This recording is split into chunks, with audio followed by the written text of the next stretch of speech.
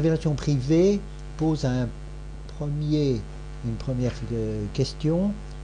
Est-ce vrai, est-ce faux? Est-ce une œuvre d'imagination ou est-ce une imposture? Est-ce le démon? Saint Paul nous dit qu'il se déguise en ange de lumière.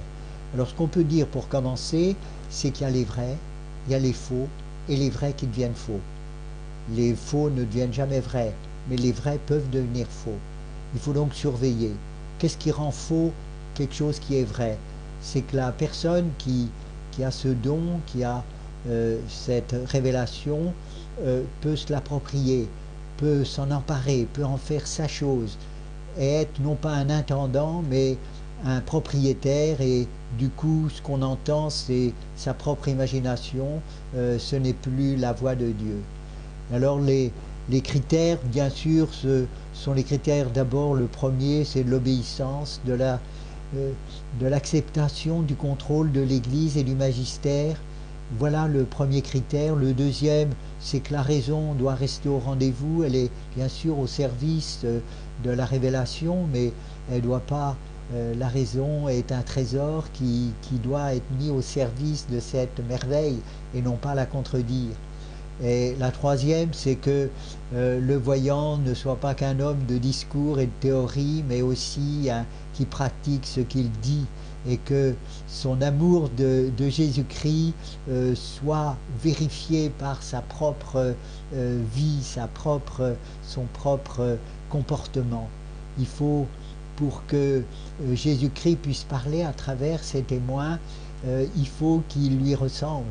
Il faut qu'on voit que derrière le miroir, que la lumière, elle soit réfléchir par le miroir. Ce qui est intéressant, c'est pas le miroir, c'est la lumière qui va réfléchir sur ce miroir.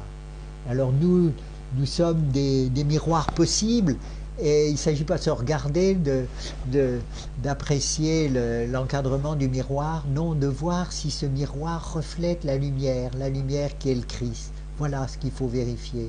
Et puis nous-mêmes, en écoutant le voyant ou celui qui bénéficie de cette révélation, eh bien notre cœur, comme le dit Jésus à propos du bon pasteur, que les brebis reconnaissent la voix. Nous reconnaissons la voix, même si elle est originale, et c'est à l'oreille qu'on reconnaît la voix du bon pasteur à travers ses témoins. Et que le bon pasteur doit être comme le Jean-Baptiste, l'ami de l'époux, qui se réjouit que l'époux et l'épouse se rencontrent et qu'il est lui-même à leur service. Voilà. C'est donc plus la prière est chez celui qui écoute, chez celui qui va bénéficier de la révélation, si plus son oreille sera délicate, plus il comprendra que c'est authentique, plus il verra que les fruits sont donnés à cette semence qui vient du ciel. Mais il faut prier pour les voyants, pour qu'ils restent fidèles.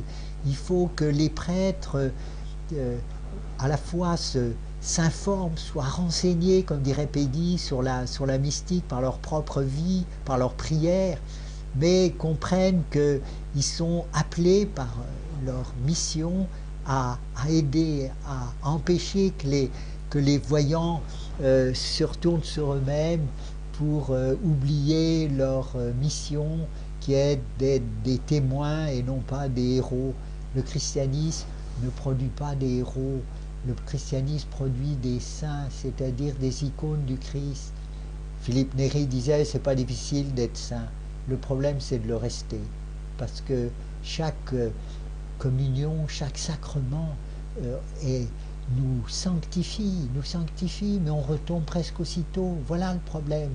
Et ces révélations sont là pour nous aider à être fidèles. Dans l'Apocalypse, il y a ce cavalier fidèle et vrai, c'est lui qu'il faut suivre. Et c'est à l'oreille, c'est au son, c'est à sa voix qu'on reconnaît l'authenticité.